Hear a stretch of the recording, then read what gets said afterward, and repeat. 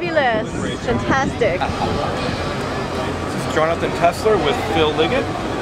Phil, I have the first question is, this year the tour has gotten much better weather. The racing has been actually very good. The leaders have changed hands a lot. What is your opinion of how the tour is going so far? Well, it's a bike race, it's terrific, and it's fight all the way, and I think a lot of riders have been very, very surprised by the speed of the race.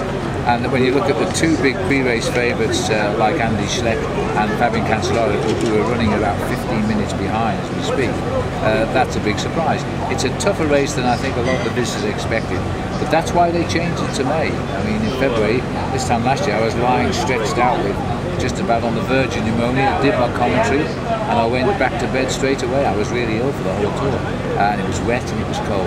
So, but it was a big gamble to come into May, because how would the Giro d'Italia affect the entry? The answer is it wouldn't affect it at all, and in many ways the Giro d'Italia is also a good race because of it. You know, I'm a little bit surprised on these stages of ending in mass sprints.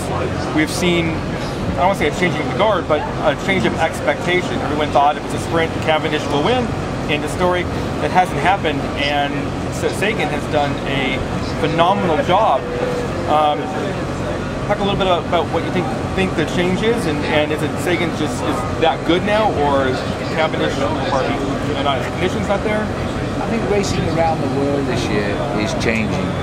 The odds seem to be moving across to the English speakers more and more. Australia is having an outstanding early season. They're winning the Giro d'Italia with a guy that most of the world would never have heard of. But I knew him when he raced for a small Australian team, his Tasmanian cyclist, Richie Porte. The Australians are going well here as well. They're a tough nation. The South Africans are riding well too, with Jay Thompson and with Robbie Hunter. So I think we're seeing a change of guard. The youngsters are coming through now. This Peter Sagan is an absolute phenomenon, and he's got another 15 years ahead of him. He's only 20 years of age, already in a top team. But the old boys suddenly realised that you can't live on reputations forever. You've got to get out and do the stuff. And then the newcomers coming through, I think, aren't really afraid of reputations. These races are very difficult to control. There's no big solid team. I think gone are the days when Lance Armstrong and his Discovery Channel boys, or Eddie Merckx and his solo superior team, or Bernardino with Lavica, etc., when they really got the race and controlled it, and frightened riders from attacking. Those days are gone now. It's a free-for-all, and we're seeing a much better bike racing season because of it. I think a lot of people were surprised last year with Lance Armstrong making the podium. I thought that was a phenomenal return to cycling for him. It doesn't seem to be that he's quite on that same form that he was last year. What do you think Lance's chances are of even repeating even a bottom step of the podium in the Tour this year? Very, very, very difficult, I think, in all honesty. Lance has said this will probably be his last Tour de France, but if he had a good one, I'll guarantee he'd ride another one next year. Last year, you're absolutely right, it was the athletic comeback in any sport. To come back to the Tour de France in 2005 to 2009, a 4-year gap, and to finish third on the podium was outstanding. We all thought so. Lance wanted to be first, so he wasn't seeing it in quite the same light as we did. But having said that now, this year has been a bad year for Lance. His build-up has been interrupted by sickness, by injury and by crashes. And that's a problem for him now, because he was hoping here in California to do well. Hasn't happened because he's crashed out of the race. So he'll go to I think he'll go to the Tour of Switzerland, between the choice between that and the Dauphiné. I think he'll choose Switzerland now. And boy, he's got to go well in Switzerland to be ready for the Tour de France. He's still coming back, he's always behind.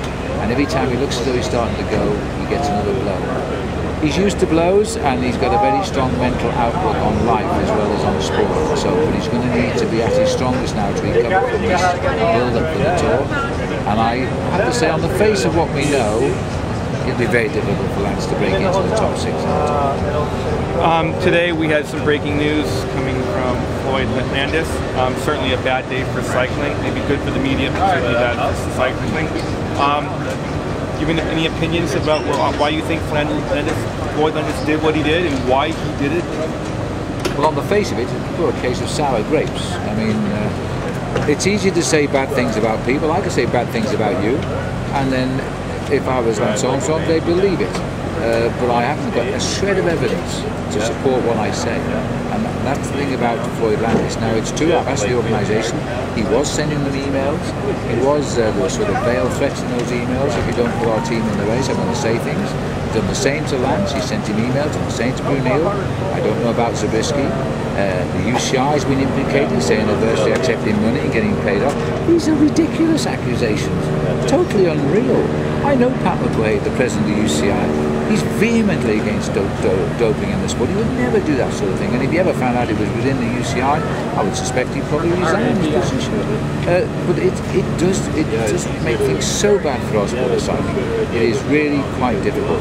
So I just hope that Lance will do something about it. He's categorically denied everything. Brunel has denied everything. Zabriskie, who's never been remotely connected to drugs, has also been drawn into it. So we will wait and see. But at the moment, it's pure hearsay and innuendo, and it is absolute a travesty at the moment. Always cycling gets involved. Thank you very much. Well done.